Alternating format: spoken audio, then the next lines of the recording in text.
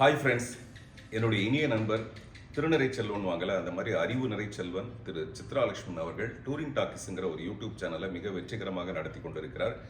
அதில் நான் கலந்துக்கும் போது அந்த கான்வர்சேஷனே ரொம்ப இன்ட்ரெஸ்டிங்காக இருக்கும். அந்த மாதிரி அவருடைய அனுபவங்களை வச்சுக்கிட்டு வருகிற ஜனவரி 25ஆம் தேதி ஃப்ரேம் டு ஃபேம் அப்படிங்கிற ஒரு அவார்டு நிகழ்ச்சி நடத்துகிறாரு. அந்த நிகழ்ச்சி மிகப்பெரிய வெற்றி அடைய என்னுடைய மனப்பூர்வமான வாழ்த்துக்கள்.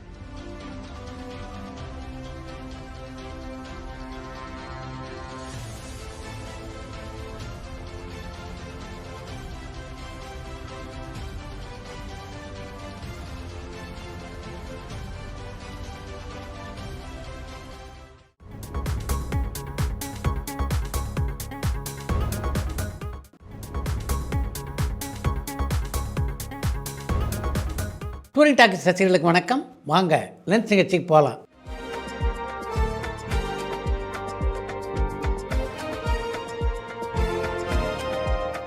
என்னப்பா முதல் கேள்வி? 2 வாரமாக சாட் வித் சித்ரா நிகழ்ச்சி நடக்கலையே, அந்த நிகழ்ச்சியை நிறுத்திட்டீங்களான்னு தேனியிலேருந்து ரியாஸ் கேட்டிருக்காங்க. வரும் 25ஆம் தேதி அன்று டூரிங் டாக்கிஸ் சார்பாக ஃப்ரேம் அண்ட் ஃபேம் விருது வழங்குகின்ற விழா நடக்க இருப்பது உங்களுக்கு நல்லா தெரியும். இப்போ மொத்த அலுவலகம் பார்த்திங்கன்னா அந்த விழாவிலே தான் தங்களுடைய முழு கவனத்தையும் செலுத்தி கொண்டிருக்கிறது. அதன் காரணமாகத்தான் சாட் வித் சித்ரா நிகழ்ச்சி கடந்த 2 வாரங்களாக ஒளிபரப்பாகலை.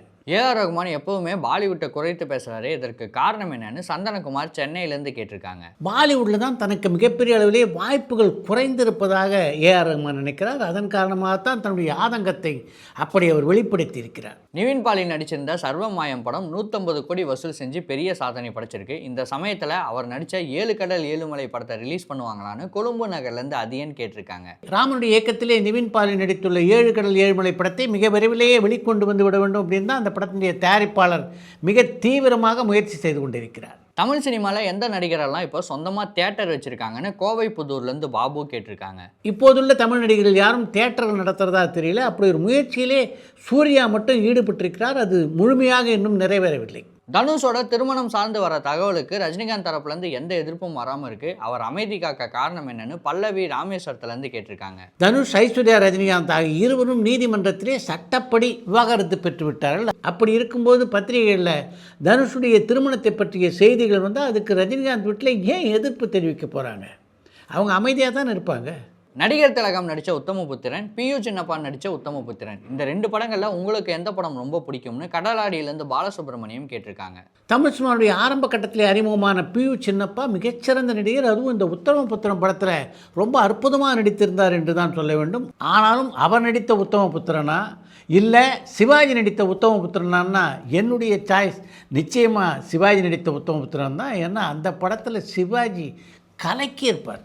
பொதுவாகவே ஒரு பெரிய ஹீரோ ஒரு டேரக்டரை ரிஜெக்ட் பண்ணிக்கிட்டா அந்த டேரக்டருக்கு அடுத்தடுத்து பட வாய்ப்பு கிடைக்கிறது கஷ்டம். அந்த நிலைக்கு ராம்குமார் தள்ளப்படுவாரான்னு சங்கீதா திருவண்ணாமலையிலேருந்து கேட்டிருக்காங்க. பொதுவாகவே ஒரு ஹீரோ ஒரு இயக்குனரை நிராகரிச்சுட்டா அவருக்கு தொடர்ந்து வாய்ப்பு கிடைக்கிறது கஷ்டம் அப்படின்னு ஏற்கனவே ஒரு தீர்ப்பை நீங்களே சொல்லிவிட்டு அதுக்கப்புறம் இந்த கேள்வி கேட்குறதுல என்ன நியாயம் இருக்குது அப்படின்னு எனக்கு புரியல. நீங்கள் குறிப்பிட்டிருக்க மாதிரி எந்தெந்த இயக்குனர்களுக்கு நடந்திருக்குன்னு ஒரு பட்டியலை சொல்லுங்கள் பார்ப்போம். ரஜினிகாந்த் நிராகரித்ததுனாலேயே ராம்குமார் பாலகிருஷ்ணனுக்கு தொடர்ந்து வாய்ப்புகள் கிடைக்காது அப்படின்னு நீங்கள் நினைக்கிறது ஒரு விபரீதமான கற்பனை. இந்த வருஷம் துருவ நட்சத்திரம் படத்தை எதிர்பார்க்கலாமான்னு ஈஸ்வரி ஒசூர்லேருந்து கேட்டிருக்காங்க. எனக்கு தெரிந்த இந்த வருஷம் நிச்சயமாக துருவ நட்சத்திரம் படத்தை கௌதம் வாசுதேவன் வெளிக்கொண்டு வந்து விடுவார் அப்படின்னு தான் நான் நினைக்கிறேன். மலையாள படமான 2018 படத்துடைய டேரக்டர் தமிழில் ஒரு படம் பண்ணுறதா இருந்தது. அந்த படம் என்னாச்சுன்னு காஞ்சிபுரத்துலேருந்து சரவணன் கேட்டிருக்காங்க. ஒரு காலகட்டத்திலே அப்படிப்பட்ட முயற்சிகள் நடந்தது உண்மைதான். ஆனால் அது ஈடேறியதாக தெரியல. சித்ரா சார், 2026 எந்தெந்த படத்தில் நீங்கள் நடிக்க கமிட் ஆகியிருக்கீங்கன்னு ராஜா தர்மபுரியிலேருந்து கேட்டிருக்காங்க. நான் ஏற்கனவே நடித்து முடித்த படம்னா அது அர்ஜுன் தாஸும் அதிதி சங்கரும் ஜோடியாக நடித்துள்ள ஒன்ஸ் மோர் என்ற திரைப்படம். அதை தாண்டி இப்போ 2 படங்களில் மட்டுமே நான் நடிச்சிட்ருக்கேன். ஒன்று விஷாலுடைய இயக்கத்தில் உருவாகின்ற மகுடம், இன்னொன்று தம்பி ராமையாவுடைய மகனான உமாபதி ராமையா இயக்குகின்ற ஒரு புதிய படம். சூர்யாவோட 2D நிறுவனம் நல்ல லாபகரமான நிறுவனமாக தான் இருந்தது. இருந்தாலும் அதை க்ளோஸ் பண்ணிவிட்டு லகரம் ஸ்டுடியோன்னு ஓப்பன் பண்ணியிருக்காரு. அதற்கு காரணம் என்னன்னு மயூரன் மட்டக்களப்பிலேருந்து கேட்டிருக்காங்க. ஆரம்பத்தில் மண்வாசனை, வாழ்க்கை ஆகிய 2 திரைப்படங்களையும் காயத்ரி ஃபிலிம்ஸ் என்ற நிறுவனத்தின் சார்பில் தான் நான் எடுத்தேன். அதுக்கு பின்னால் அடுத்த படத்தை எடுக்கும்போது அந்த கம்பெனியுடைய பேனர் ரோம் ஆர்ட்ஸ் என்று மாறியது. அதுக்கு பின்னால் ஜல்லிக்கட்டு படத்தை எடுக்கும்போது சீதாலட்சுமி ஆர்ட் ஃபிலிம்ஸ் என்று இன்னொரு பேனரில் அந்த படத்தை எடுத்தேன். தொடர்ந்து வெற்றிகரமாக ஒரு நிறுவனம் நடந்து கொண்டிருந்தாலும் சில வேளைகளில் தயாரிப்பாளர் வெவ்வேறு பேனரில் இது போன்ற படங்களை தயாரிப்பது சகஜமான ஒன்று தான். பவுனு பவுனு தான் தீர்த்த கரை நிலை. இந்த 2 படமுமே ஒரே கதையம்சம் கொண்டது தானேன்னு மணி திண்டுக்கல்ல இருந்து கேட்டிருக்காங்க. பவுனு பவுனு தான் தீர்த்தக்கரையில் அது ரெண்டுக்கும் ஒற்றுமைகள் இருக்கிறது உண்மைதான். ஆனால் இரண்டும் ஒரே மாதிரியான கதைகள் என்று சொல்ல முடியாது. லெஜண்ட் சரவணன் நடிச்சிருக்க லீடர் படம் எப்போ ரிலீஸ் ஆகும்? அந்த படக்குழு ரொம்ப மெத்தனமாக வேலை செய்கிற மாதிரி இருக்கு. இதனால் அந்த படத்துக்கு ஏதாவது பாதிப்பு ஏற்படுமான்னு ஈஸ்வரி ஒசூர்லேருந்து கேட்டிருக்காங்க. லெஜண்ட் சரவணன் நடித்துள்ள லீடர் திரைப்படம் இன்னும் 1-2 மாதங்களிலேயே வெளிவருவதற்கான எல்லா வாய்ப்புகளும் இருக்குது. அந்த படத்தை பொறுத்த வரைக்கும் அவங்க மெத்தனமாக பணியாற்றுவதாகலாம் சொல்ல முடியாது. மிகவும் பரபரப்பாக பணியாற்றி கொண்டிருக்கிறார்கள். அது மாதிரி தான் அந்த படமும் மிகவும் பரபரப்பான ஒரு படமாக உருவாகி இருக்கிறது. கூழாங்கல் படத்துடைய டைரக்டரான PS வினோத் அடுத்து கார்த்திக் சுப்ராஜ் ப்ரொடக்ஷனில் ஒரு படம் பண்ண போகிறதா தகவல் வருது. இது உண்மை தகவலான அஜய் ஒசூர்லேருந்து கேட்டிருக்காங்க. அதை பற்றி அதிகாரப்பூர்வமான அறிவிப்புகள் இல்லை அப்படின்னாலும் PS வினோத் இயக்கத்திலே கார்த்திக் சுப்ராஜ் ஒரு திரைப்படத்தை உருவாக்க வாய்ப்புகள் இருப்பதாகவே நான் நினைக்கிறேன். சமீபத்தில் ஆர்யா நடிக்கிற படத்தை பற்றி எந்த அப்டேட்டுமே வரலையா? அதற்கு காரணம் என்னன்னு திருப்பூர்லேருந்து மணி கேட்டிருக்காங்க. ஆர்யா இப்போது தன்னுடைய சொந்த படத்தில் நடித்துக் கொண்டிருக்கிறார். அந்த படத்துடைய படப்பிடிப்பு மிக தீவிரமாக நடைபெற்றுக் கொண்டிருக்கிறது. ஏஆர் ரகுமான் கங்கனா ரனாவத்துக்குள்ள என்னதான் பிரச்சனை, என்னதான் நடக்குதுன்னு பரமன் வேலூர்லேருந்து கேட்டிருக்காங்க. கங்கனா ரனாவத்துக்கும் ஏஆர் ரஹ்மானுக்கும் இடையே பிரச்சனை ஏற்பட முதல் காரணம்னா அது கங்கனா ரனாவத் படத்துக்கு ஏஆர் ரஹ்மான் இசையமைக்க மறுத்தது தான்.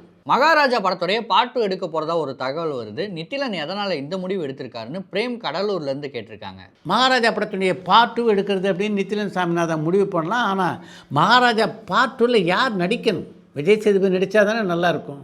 இப்போ விஜய் சேதுபதி நடிக்க ஒப்புக்கொண்டுள்ள படங்களை பார்க்கும்போது இந்த ஆண்டு மகாராஜா படத்துடைய பார்ட் 2 உருவாவதற்கான வாய்ப்புகள் மிக குறைவாக இருப்பதாகவே நான் நினைக்கிறேன்.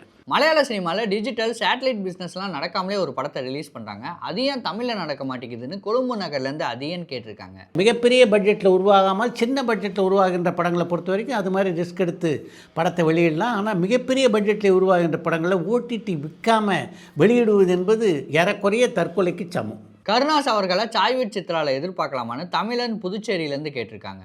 மிக விரைவிலேயே கருணாஸுடைய நேர்காணல் இடம்பெற வாய்ப்பு இருக்குது. இந்த தலைமுறையில் யார் சின்ன ஏஆர் ரகுமான்னு சந்தனகுமார் சென்னையிலேருந்து கேட்டிருக்காங்க. இந்த தலைமுறையை பொறுத்த வரைக்கும் சின்ன ஏஆர் ரஹ்மான் அப்படின்னு இல்லை, சின்னதாக பல ஏஆர் ரஹ்மான்கள் இருக்கிறார்கள்.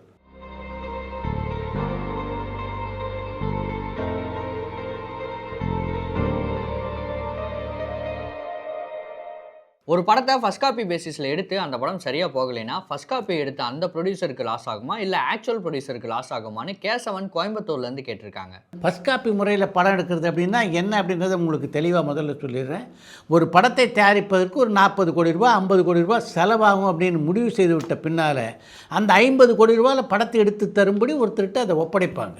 அவர் அந்த 50 கோடி ரூபாய்க்கு படத்தை எடுத்து கொடுப்பார். அதோடு அவருடைய கடமை முடிஞ்சது. அந்த படத்தினுடைய லாப நட்டத்திலே அவருக்கு பங்கில்லை. அந்த படத்தில் மிகப்பெரிய லாபம் வந்தாலும் அவர் கொடுக்க மாட்டாங்க, நட்டம் வந்தாலும் அவர்கிட்ட கேட்க மாட்டாங்க. அடுத்து இன்று ஒரு தகவல்.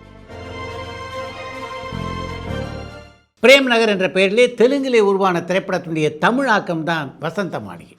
வசந்த மாளிகை படத்துக்கு பாடல் எழுதுவதற்காக கவிஞர் கண்ணதாசனை அழைத்த அந்த படக்குழுவினர் பிரேம் நகர் படத்தை கவிஞர் கண்ணதாசனுக்கு போட்டு காட்டினார். அந்த படத்தை பார்த்த அந்த இரவு முழுவதும் கவிஞர் கண்ணதாசனால் தூங்க முடியலன்னா அதுக்கு 2 காரணம்.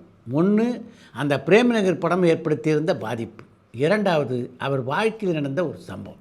ஏறக்குறைய பிரேம் நகர் படத்தினுடைய கதாநாயகி மாதிரி ஒரு பெண்ணை அவர் தன்னுடைய வாழ்க்கையிலே சந்தித்திருந்தார். அந்த பெண்ணினுடைய பெயர் பானு.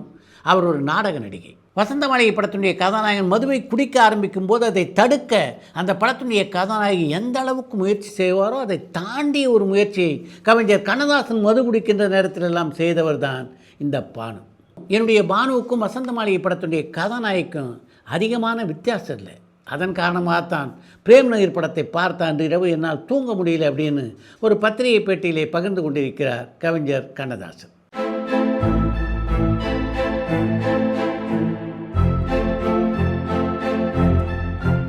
இத்துடன் எந்த இளம் நிகழ்ச்சி நிறைய பெறுகிறது. மீண்டும் அடுத்த நிகழ்ச்சியிலே சந்திப்போம்.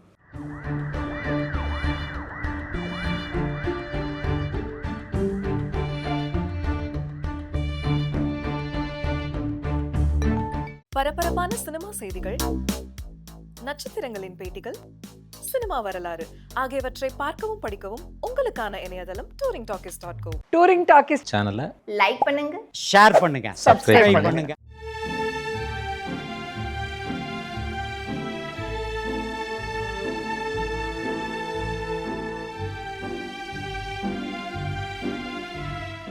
மறந்துடாதீங்க, பண்ணுவீங்க.